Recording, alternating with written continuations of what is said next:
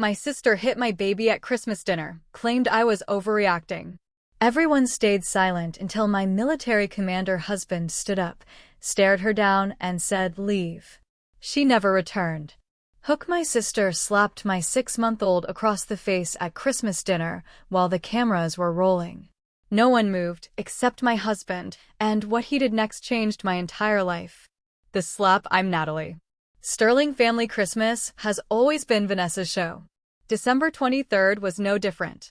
She arrived 2 hours late in her white Tesla, dragging ring lights and a hired camera crew for her authentic family Christmas segment. The house smelled like cinnamon and turkey. Underneath it, the old Sterling tension hummed. I stood in the kitchen doorway, bouncing Lucas against my shoulder, watching my mom, Patricia, rearrange the dining room to fit Vanessa's equipment.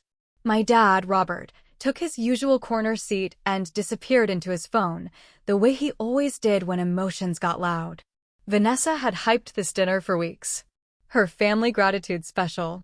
What she didn't mention: David, my husband, had just gotten home from a 6-month deployment. We'd driven 3 hours from Cedar Falls so our son could meet his grandparents. None of that fit her narrative. David stepped out of the guest room in his dress uniform, off-duty, but steady and sharp. He caught my eye and gave me that small, grounding smile. The one that says, "I've got you," even when I'm not sure I've got myself. The dining room looked like a magazine spread. Vanessa had shoved aside our grandmother's antique candlesticks for better angles, swapped napkins because these photograph better, even replaced the flowers with an arrangement she'd hauled in from Portland.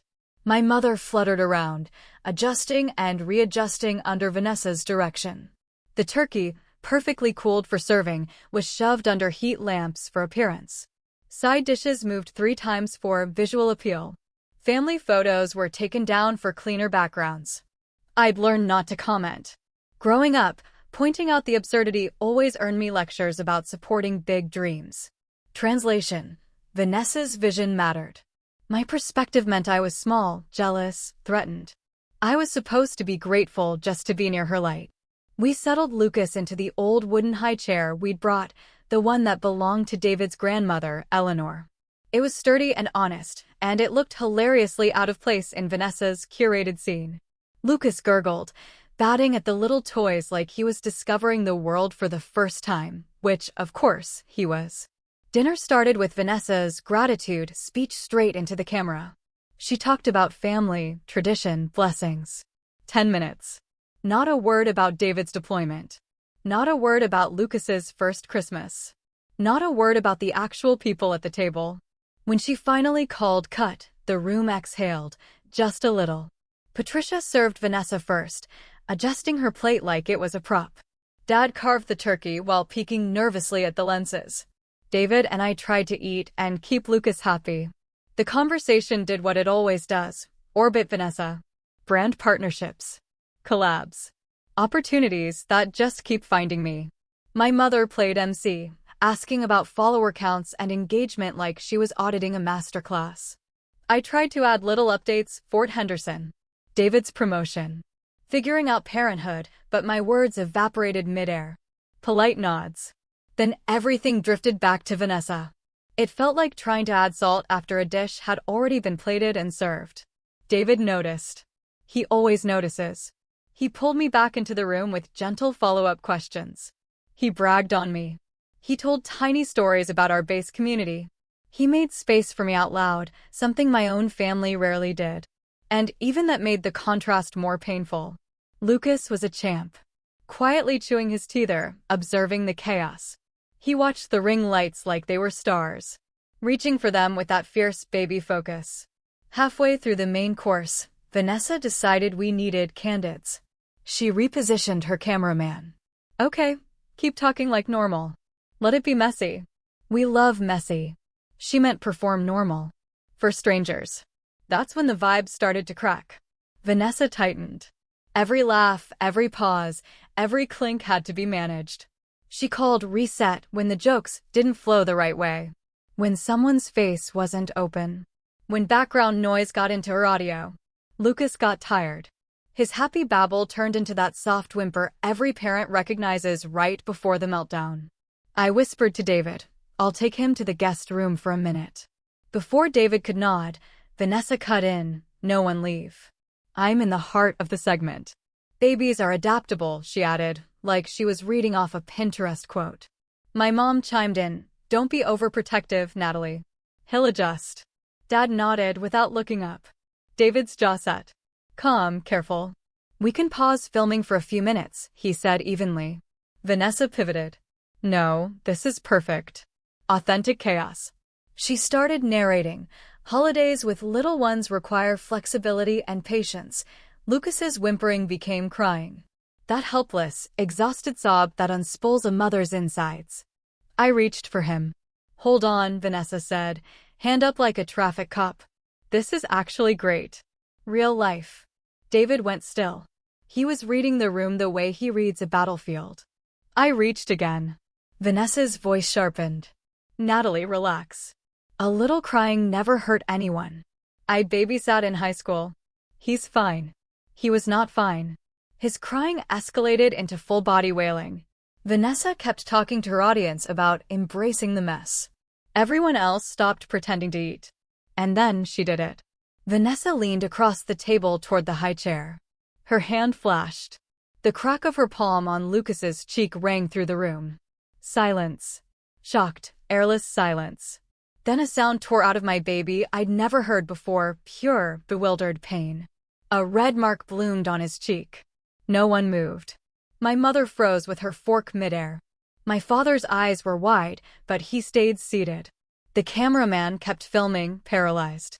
Vanessa's hand hung in the air, like even she couldn't believe it. David moved. He stood. No sudden flinch.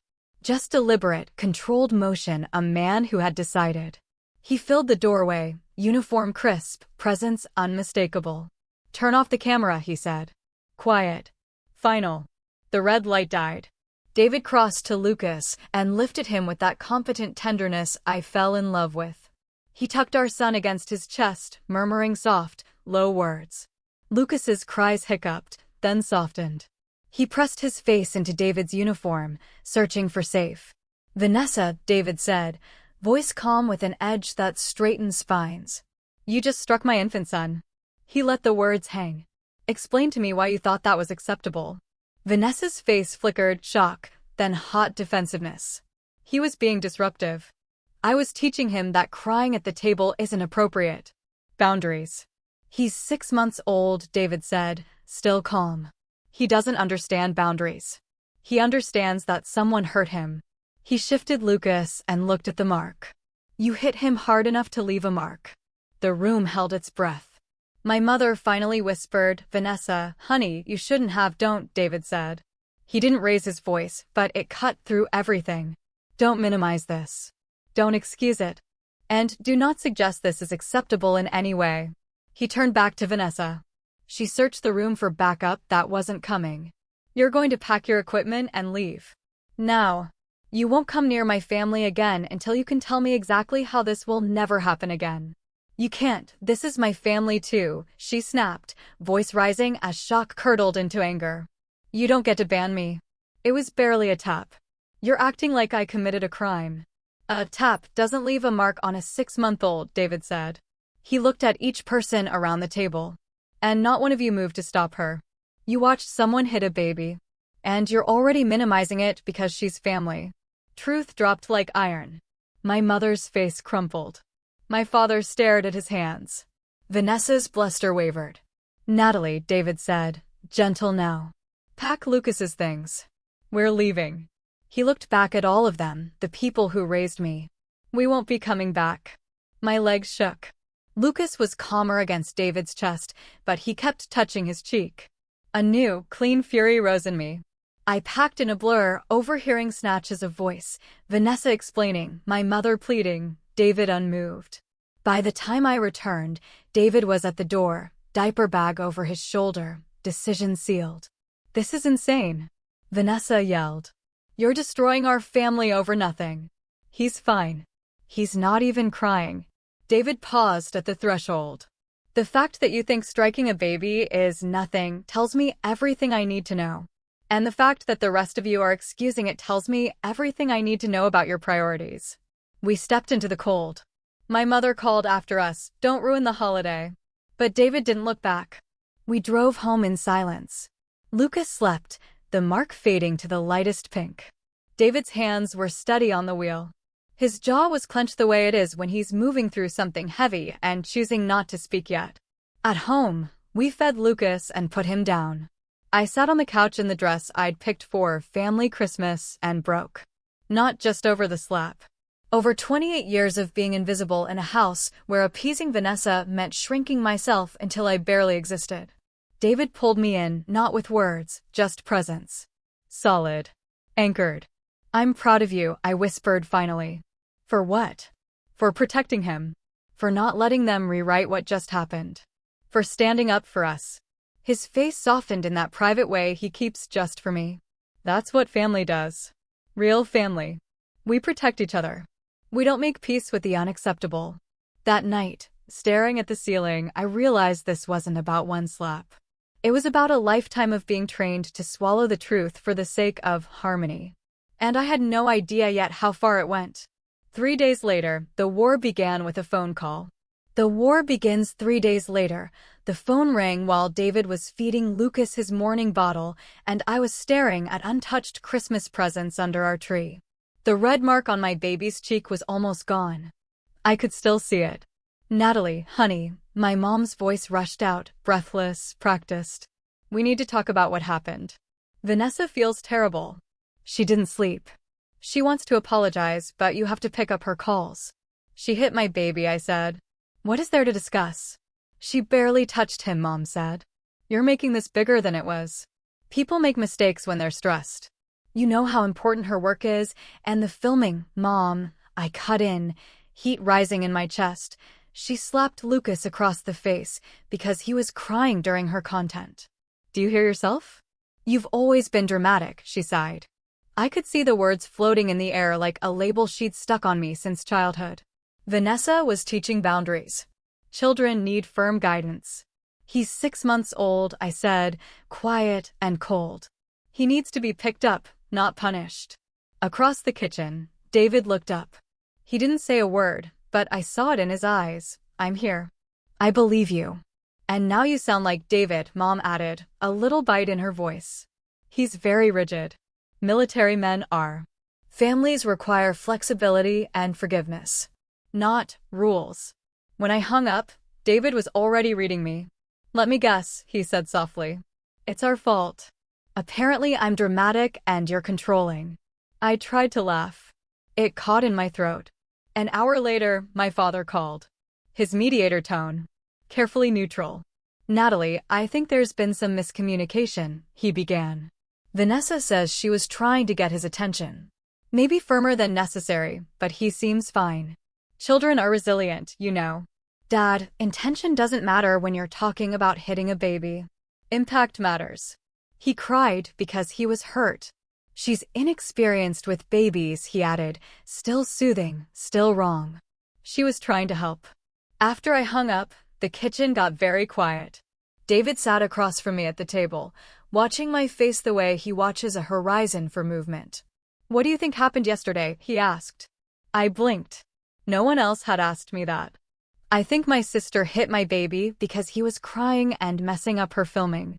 I think it left a mark. And I think my parents care more about protecting her from consequences than protecting Lucas from being hurt again." "That's what I think too," he said. "So do you trust your own eyes, or people who want you to doubt them?" The third call came that afternoon. Vanessa. Her voice was small, threaded with tears, the little sister version of her I used to protect. "Naughty, I feel horrible," she said. "I can't sleep. I keep replaying it. I should have handled it differently." Hope flickered. "Maybe responsibility. Maybe repair." "I'm glad you called," I said carefully. "I need to understand why you thought hitting him was okay." "I don't think I really hit him," she said, gaining confidence. "I think I just touched his cheek to get his attention." Everyone was tense. The cameras, the stress, it made it seem worse. "You know how things get blown out of proportion." "There was a sound when your hand hit his face," I said. "There was a mark." He went silent in shock before he screamed. That's not a gentle touch. Maybe the mark was just natural redness from crying. Maybe what sounded like a slap was just the room being quiet. Maybe the atmosphere made it feel bigger than it was. 20 minutes of that. Every time I reached for the truth, she slid it sideways. It was like rustling smoke. Afterward, I stood over Lucas's crib and watched him sleep. He was so small, so trusting. Something inside me hardened. "They're gaslighting me," I said when David came in. "All of them. Making me doubt what I saw." "Yes," he said. "Because if they acknowledge the truth, they'll have to act. They'll have to hold her accountable and admit they failed to protect Lucas. They don't want to do that. So they make you the problem." That evening, my mother called again. The pleading was gone. Her voice had edges. "I'm concerned about how you're handling this," she said. "You're being rigid and unforgiving. Is the stress of new motherhood affecting your judgment?" I felt David tense beside me on the couch. We both heard it for what it was. "My judgment is fine," I replied. "My priority is Lucas. Protecting him from people who think it's okay to hit him isn't negotiable." "You keep saying hit," she snapped. It was much less serious. "We can resolve this with communication and forgiveness. Vanessa apologizes for the misunderstanding. You accept she didn't mean harm. David admits he overreacted. We move forward with patience." "What about Lucas?" I asked. "What do you mean? What protections are you putting in place so it never happens again? What boundaries? What accountability?" A pause. "Natalie, you're overthinking this. He's fine. He won't remember. You're creating trauma where none exists." There it was. The fracture line.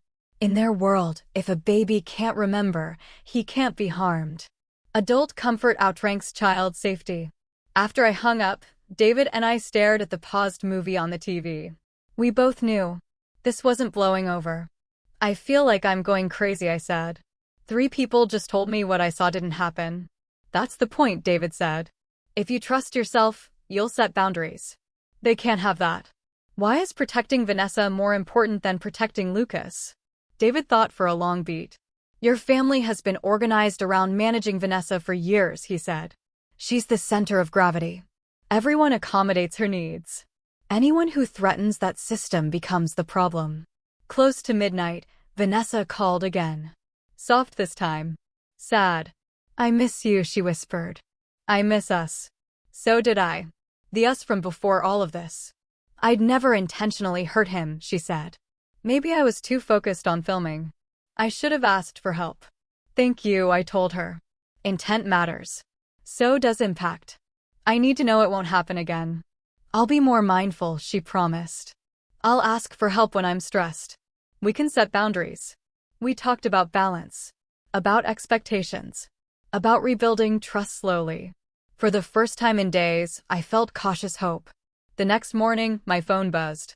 A text from our neighbor, Chloe, saw Vanessa's IG story. "Are you okay?" My hands shook as I opened Instagram. Family drama and moving forward. Vanessa's story framed the whole thing as different parenting styles, holiday stress, miscommunication. A minor disagreement. Overprotective parents. No mention of a slap. No mention of a mark. No mention of a 6-month-old scream. The comments poured in. So mature. Grace under pressure. Boundaries. In-laws are so tough. I screenshotted everything. Every slide. Every comment. When David got back from his run, I handed him my phone. He read in silence. Then, she played you. The midnight call. The gentle words. The "I'll do better." It was all material for her narrative. I stopped crying and started documenting. I wrote down exactly what happened at Christmas dinner. Word for word. Who said what? Where we were standing. I saved the Instagram story and the comments. I made notes about every phone call and the language they used to minimize, deflect, and rewrite. For the first time in my life, I treated my family like potential adversaries. And as I lined up the evidence, a shape emerged from the fog. This wasn't new. This was the machinery. This was how they'd kept Vanessa's world spinning for years, by training the rest of us to doubt our own eyes. The pattern: I covered our kitchen table in screenshots and notes until it looked like a crime board. Dates. Quotes. Arrows. Red pen. David poured coffee. took one look and said, "This looks like intelligence gathering." "It is," I said. "I'm done being managed." A pattern emerged fast. Incident. Denial. Reframe. Pressure to forgive. Acceptance of the family narrative. I found old threads that made my stomach turn. 2 years ago, Vanessa showed up 4 hours late to Grandma Eleanor's memorial because she was filming a brand collab. Instead of calling it what it was, disrespect, the family sermonized about grief looking different for everyone. My hurt got labeled selfishness during a difficult time. Another thread. Last spring, Vanessa borrowed my mother's car and returned it dented from a minor parking lot incident. The insurance bill was thousands. The family chorus? Accidents happen. Things aren't worth relationships. My mom paid the deductible. Vanessa learned, again, that consequences were optional. I traced line after line across the years and hated how familiar it all felt. I'd been trained to doubt myself and carry the cost so Vanessa wouldn't have to. David studied the timeline with that steady, strategic focus. They've built a system that protects her and retrains everyone else. Why me? I asked. Why am I always the one getting told to be more understanding? Because you notice. You ask the questions, he said gently. You're the threat to the system. My phone buzzed. A text from my mother. Honey, Vanessa's trying. Let's all get together this weekend to talk calmly and move forward. David didn't even look up from the board. Narrative reset. One room. Social pressure. Smile for the cameras. What if I'm wrong? I whispered. What if I'm being too rigid? He set down his cup. If one of my soldiers hit a baby at a family gathering, then spent the week convincing everyone it didn't happen while publicly reframing themselves as the victim, what would you expect me to do? In one breath, he cut through the fog. If this were anyone else's story, I'd know exactly what to say. Protect the child. Document everything. Stay away from people who think hitting babies is negotiable. That afternoon, Chloe called. I found something and you need to see it. She sent screenshots from Vanessa's feed, posts from weeks before Lucas was even born. A styled photo shoot with baby props and a caption about the beauty of new beginnings. Another with Vanessa holding a newborn, talking about the blessing of being an aunt and the special bond between sisters. Except the timing didn't add up. The photos were stock and borrowed. She'd been monetizing a relationship that didn't exist yet. Chloe sent more. A whole series about family traditions and multi-generational Christmas joy, all pulled from last year's dinner. The one David and I missed because he was deployed. It painted a picture of a tight-knit clan gathering around memory and meaning. It wasn't documentation. It was fiction. The Christmas filming snapped into focus. This wasn't about family. It was about product. Lucas's crying didn't just break her audio, it threatened her brand. When David got home, I laid out the receipts. He took it in like an intel briefing: dates, captions, patterns. She's been using your family as content, he said quietly. Not documenting, producing. Inventing narratives that sell. Which means Christmas wasn't a dinner. It was a set. And when the prop, our son, didn't cooperate, she prioritized the shot over his well-being. The words landed like stone. I spent that night diving deeper into her feed, cataloging every time our lives had been repackaged for clicks without our consent, photos from our wedding, stories about David's deployment, speculative posts about future babies, to sell brands tied to military life and long-distance love. The worst were the grandparent posts, my parents cast as deeply involved, doting present. Online fiction replacing offline absence. The gap between her real and our reality was a canyon. This wasn't a lapse in judgment. It was a calculation. And my baby got hurt because her brand needed silence, not a crying 6-month-old. The line in the sand by morning, my phone was a chorus. Texts from cousins. A group chat from my mother. Let's all get together this weekend. Talk calmly. Move forward. I didn't respond. Instead, I called our family's insurance company and documented the incident. I wasn't filing a claim, I wanted a record. The rep was professional but rattled. Do you need resources for child protective services? She asked gently. The question landed like a bell. Someone outside the Sterling bubble was treating this like what it was, serious. Next, I called our pediatrician. Dr. Rebecca Walsh, please. When she got on, I told her everything. She didn't minimize. She didn't euphemize. Bring Lucas in today, she said, and any photos of the mark. The exam was clinical and compassionate. She checked his reflexes, his eyes, his cheek. She took notes. This is cause for serious concern, regardless of intent or family relationship, she said, signing her documentation. Parents need to trust their protective instincts. When something feels wrong, it usually is wrong. Your job is to keep Lucas safe, not manage other people's feelings about your safety measures. She handed me resources for documenting family violence if it ever became necessary. By the way, if you're still here with me, hit subscribe. More stories like this, more truth, no sugarcoating. That afternoon, Captain Ryan Torres called. David's friend. Solid. Direct. Maria and I are behind you 100%, he said. What happened is unacceptable. The way your family's handling it is concerning. He added something that made me blink. David had consulted military legal services to understand our options. The military takes child safety seriously. Security clearances and chain of command don't crumble because you protected your baby. They expect you to. I went quiet after that. Not because I doubted. Because I didn't. That evening, I drafted a group text to my parents and Vanessa. My hands didn't shake. We won't attend family gatherings until Vanessa acknowledges what happened and shows accountability. We'll be maintaining distance to keep Lucas safe. The responses exploded. Patricia called in a panic. Don't destroy the family over a misunderstanding. Robert sent a careful paragraph about de-escalating. Vanessa fired off a storm, hurt, then rage, then accusations. Vindictive, manipulative, dramatic. Then a text lit up my screen from someone who never took sides. Aunt Linda. Saw the Instagram situation. This isn't the first time. Call me when you're ready to hear about the others. I called immediately. She answered on the first ring. Natalie, she said softly, and her voice held years I couldn't see until that second. There have been other incidents. Going back to when Vanessa was a teenager. She told me about younger cousins who flinched around Vanessa after she got rough when they cried. Kids she babysat who came home withdrawn, then got over it after a family talk. Things at gatherings that got smoothed into accidents. Parents told their children were dramatic or sensitive. Witnesses asked to keep quiet for the sake of family harmony. Vanessa coached on what to say. Never truly held accountable.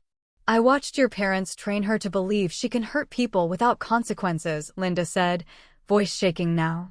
And they trained the rest of us to accept it. I felt sick. I felt furious.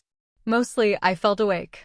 Then Linda told me something that reframed everything. When Vanessa was little, she had developmental delays. Your parents fought for her accommodations, services, protection. They never learned how to stop protecting a vulnerable child and start holding an adult accountable. She learned that if she played misunderstood, consequences disappeared. By the time we hung up 2 hours later, I had a different map of my family. The Christmas slap wasn't a glitch. It was the most visible fracture in a foundation that had been cracked for years. I woke the next morning with clarity like a blade. I called Linda back and asked if she'd document what she'd told me. She said yes before I finished the sentence. Then I reached out to others who'd been there for the incidents Linda described. Some hesitated. Others sounded relieved. I didn't want to start drama, one cousin admitted. But I couldn't explain why I never let Vanessa babysit. By week's end, I had written statements. Multiple witnesses. Dates. Descriptions. A pattern. David and I sat on the floor that Saturday with everything spread around us, our own war room. We're not after revenge, I said. No, he agreed. We're after protection and truth. We made a plan, share documentation with family members who have children so they can make informed choices. Hold our boundaries regardless of blowback. Stop participating in a system that prioritizes Vanessa's comfort over child safety. Build our own traditions with people who prove themselves safe. Lucas deserves a family where safety isn't negotiable. Where adults take responsibility. Where love means protection, not appeasement. As I organized the binders and labeled the evidence, something shifted. I wasn't the dramatic daughter being handled. I wasn't the sister being guilted into silence. I was a mother with facts, a partner with a plan, and a woman who finally trusted her own eyes. The war that started with a slap was about to become a battle for the truth. The counterattack, the breaking point, arrived in a certified envelope. A letter from Vanessa's attorney demanded I stop my defamation campaign, sign a statement saying no assault occurred, and promise never to make harmful statements about her business again. In exchange, they wouldn't sue for defamation and interference with business relationships. Business relationships. That was the tell. I hadn't posted a thing. I hadn't said a word outside family and 2 close friends. I'd only documented facts and shared them with people who had children. David read over my shoulder, jaw tight. "They're trying to scare you into silence," he said. "People with the most to hide yell the loudest." I called the attorney Aunt Linda recommended, Janet Morrison, family law and child protection. Janet read everything. The letter. My timeline. The screenshots. The statements. She took a beat, then looked up. "This is mostly bluster," she said. "Truth is an absolute defense. You have evidence. But be ready, they may escalate. Document. Don't engage directly. Stay safe." She laid out options I hadn't even considered. File for a restraining order if threats or harassment continue. Consider a claim for intentional infliction of emotional distress. Report the incident to Child Protective Services to create an official record. Respond formally on our terms. It wasn't about revenge. It was about protection. And precedent. That night, David and I built packets, copies of evidence, witness statements, a factual summary of Christmas dinner, and quietly delivered them to relatives with young kids. Not to shame. To inform. The reaction detonated in hours. Some cousins thanked me through tears. "This explains things I couldn't say out loud," one wrote. "I've always kept my kids away, but I couldn't explain why." Others were furious. "You're destroying the family. Drama queen. Let it go." Patricia called, hysterical. "Why are you attacking your sister with ancient history? Those things happened years ago. She was practically a child." "Mom, it's not ancient," I said. "She hit Lucas 6 days ago. Whatever growth you believe happened clearly didn't." "She's changed," my mother sobbed. "She would never intentionally hurt a child now. Intention isn't the point. Impact is." The call spiraled. Begging. Bargaining. Threats. I didn't waver. Robert's approach was different. Cool. Tactical. "Natalie, this could hurt everyone. If this gets out, how do you think it affects David's security clearance? A family scandal, low blow." "Dad, David's career is built on integrity," I said. "The military doesn't punish people for protecting a child. If anything, they'd be concerned if he didn't." "Vanessa doesn't have a history of violence," he argued. "These are isolated incidents." "Mistakes are accidents," I said. "Patterns are choices." The most devastating call came from my cousin Sarah, the quiet one who sees everything. "I need you to know I believe you," she said. "I was there for some of those incidents. I've felt guilty for years." Then she told me what she'd kept in her throat since she was 17. During a family reunion, her little brother knocked something over while Vanessa was filming. Vanessa shoved him down a flight of stairs. Concussion. Bruises. The official story? An accident. Sarah was forbidden from contradicting it. "I went along," she said. "I was scared of creating drama. After I had kids, I just never left them alone with her. But I couldn't explain why." Her voice shook. Then steadied. "There's something else you need to know." I waited. "Vanessa's been in talks with a major network," Sarah said. "A reality show centered on her family content. The Christmas dinner footage? It was supposed to be part of her audition reel. The network's reviewing it this week." My stomach dropped. So that's why everything was escalating. She wasn't just protecting a brand. She was protecting a pilot. I told David when he got home, laying the truth between us like a live wire. I watched the shift in his face, not heat, but that cold, focused clarity he gets when he sees the full shape of a threat. "She filmed our family for commercial use without consent," he said. "And when our infant son interfered with her production, she assaulted him." He exhaled once. "Then we handle this properly." The turning point the next morning, David reported everything up his chain of command. Not gossip, facts. Child safety. Legal threats. Family pressure. The response was immediate and steady. His commanding officer, Colonel Martinez, brought us in. "You did the right thing," he said, calm and unequivocal. "We expect service members to protect their families and report situations that could be used to intimidate them. We'll support you. Use legal resources. Keep documentation. Don't engage where you don't have to." That support settled something in my chest. We weren't alone. Janet, our attorney, drafted a response that flipped the board. Her letter did three things: recounted the Christmas incident in factual, non-emotional terms, including the pediatric documentation and witness accounts. Outlined potential claims we could pursue: assault, intentional infliction of emotional distress, and unauthorized commercial use of our likeness and home. Noted a documented pattern of similar incidents over many years, and our intent to protect children by sharing factual safety information with relatives. She closed with this: "We have not made public accusations. If Ms. Sterling wishes to litigate, we are prepared to present evidence in court." Silence followed. No pings. No calls. No posts. Then my phone lit up with an unknown number. "This is Jessica Chin," a calm voice said. "I'm a producer with the network reviewing Vanessa's submission. We need clarity before proceeding." I stayed with facts. "Yes, that dinner was filmed for commercial purposes. Yes, there was an incident with my infant son. No, the family relationships portrayed in Vanessa's content don't reflect our reality." I didn't embellish. I answered what she asked and nothing more. "Thank you for your honesty," she said. "We take liability issues with children very seriously." 2 hours later, the dam burst. Patricia called, sobbing. "Please call the network. Tell them it's a misunderstanding." Robert texted paragraphs about family loyalty and not torpedoing your sister's career. And then Vanessa showed up at our front door. David answered. Vanessa stood there with mascara tracks and shaking hands, rage sparking off her like static. As soon as she saw me behind him, she exploded. "You destroyed everything," she screamed. "Years of work. Hundreds of thousands of followers. Sponsors. All gone because you couldn't just let things go." "I didn't destroy anything," I said, keeping my voice even. "I protected my child. If the truth destroys your business, maybe your business was built on lies." "It wasn't lies," she shot back. "It was content creation. Storytelling. Everyone knows social media isn't literal.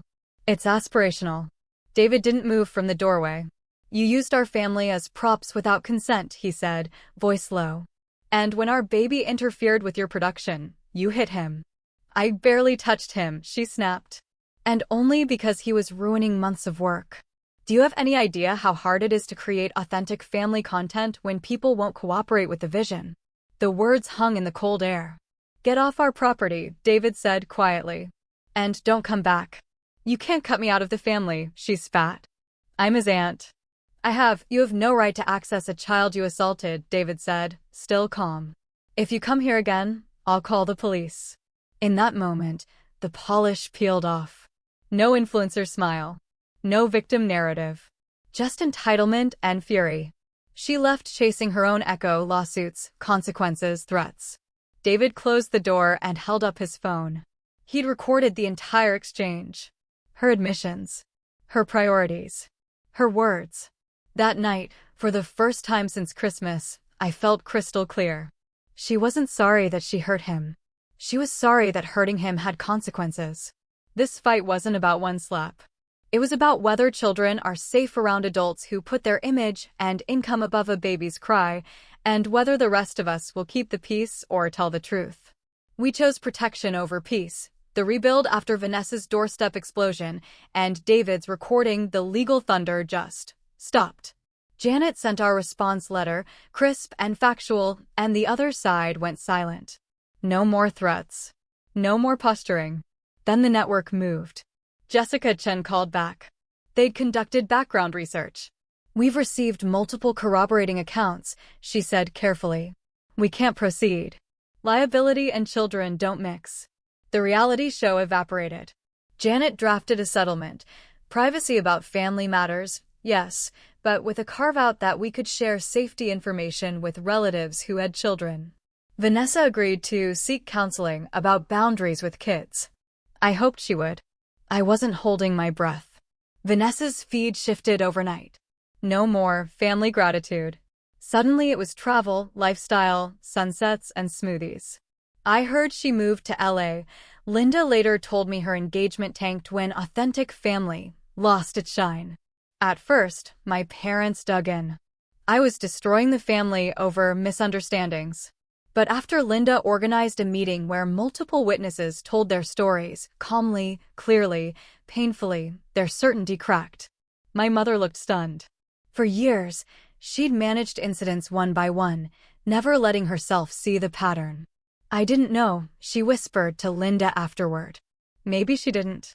My father absorbed the information and retreated into quiet, which is his version of processing. They stopped pressuring me to reconcile. We tried brief, supervised visits with Lucas. They were careful. Stilted, but safe. Not the grandparent relationship I'd imagined, but workable within our new boundaries.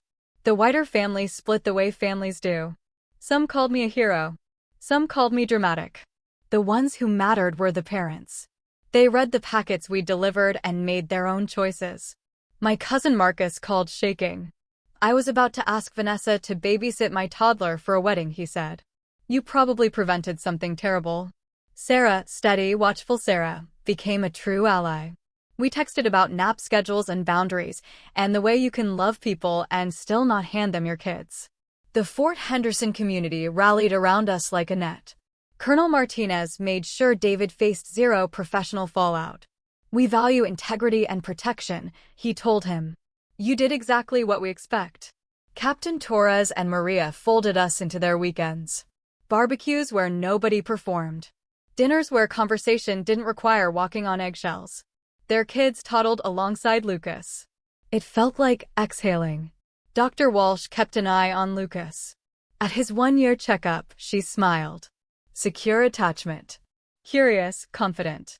Children are resilient when they're consistently protected, she said, clicking her pen closed. I wanted to frame that sentence. David got promoted to lieutenant colonel that spring. His evaluation mentioned leadership during a complex family crisis and uncompromising integrity in protecting dependents. It felt like the universe whispering, keep going. I started volunteering with the family advocacy program on base. A lot of spouses wrestle with the same knot, birth family loyalty versus protecting your own home.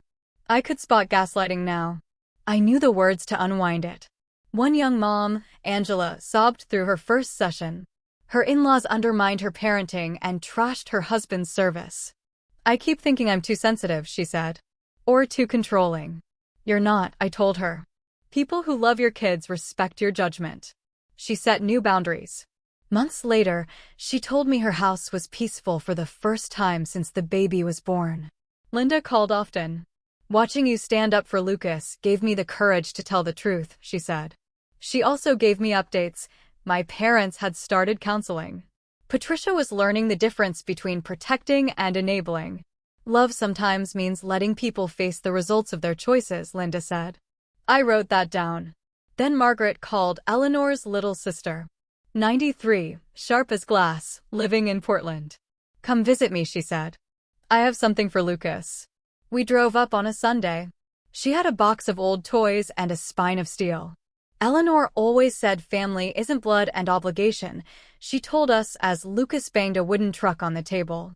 Family is truth-tellers and protectors. People who show up when it matters. She also told us Eleanor had worried about Vanessa's behavior with children years ago and tried to talk to my parents. She'd been dismissed. Eleanor would be proud of you, Margaret said simply. You honored her values when others wouldn't. Lucas turned one under a sky full of balloons and zero ring lights. We invited the people who'd earned a place at our table, Fort Henderson friends, a few cousins, Linda. David raised his glass. To Lucas, he said, voice steady. Who taught us the difference between family that demands your silence and family that earns your trust. May he always know the difference between love that protects and love that enables. We all clinked. No cameras. No staged laughter. Just the sound of a baby squealing at his own cake, The victory 6 months later, Lucas took his first steps in our backyard. No ring lights. No lenses. Just sunlight, grass, and our boy wobbling between the garden bed and the fence, giggling like the world belonged to him. He chased a butterfly, the little orange kind that flutters like a heartbeat. He stumbled. He got back up. He laughed harder. It was perfect. Not stage perfect. Real perfect.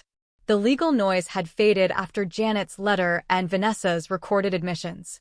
The network passed. The reality show vanished. A settlement set privacy around family matters, with one critical carve-out: we could share safety information with relatives who had kids. Vanessa shifted to travel and smoothies. LA swallowed her whole. My parents softened. Counseling cracked something open. They stopped trying to force bygones. We kept visits brief, supervised, and safe. It wasn't the grandparent storybook I'd hoped for, but it was honest. And honesty beats fiction. Our real circle formed where it always should have, around people who show up. Fort Henderson became home. Torres and Maria hosted backyard barbecues where nobody performed. Dr. Walsh said the words I wanted to frame: secure, curious, confident. Children are resilient when they're consistently protected. David pinned on Lieutenant Colonel. The citation named integrity and protection during a complex family crisis. It felt like the universe nodding yes. I started volunteering with the Family Advocacy Program.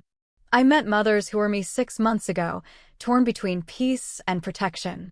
I watched them choose their kids and breathe again. Linda called often. Margaret told us Eleanor would be proud. Truth-tellers and protectors. That's family. On Lucas's first birthday, our patio filled with people who'd earned a seat at our table. David raised a glass and said, "To Lucas, who taught us the difference between family that demands your silence and family that earns your trust. May he always know the difference between love that protects and love that enables." Later, with the sun sliding behind the trees, we stood shoulder to shoulder on the patio and watched our son chase that butterfly across the yard. "Any regrets?" David asked, already knowing. "None," I said, and meant it. "Look at him. He's fearless because he knows he's protected. He's curious because he's never been punished for being a normal child. He's confident because his needs aren't negotiable." David nodded. "He'll grow up knowing family means safety, not obligation. That love doesn't ask you to accept harm. That his worth isn't up for debate, no matter who's asking. The war that started with a slap ended with the only victory that matters: a child safe to be himself, loved without conditions, and free from someone else's performance. We didn't lose a family. We found one worth the name, and we're building it, one honest moment at a time."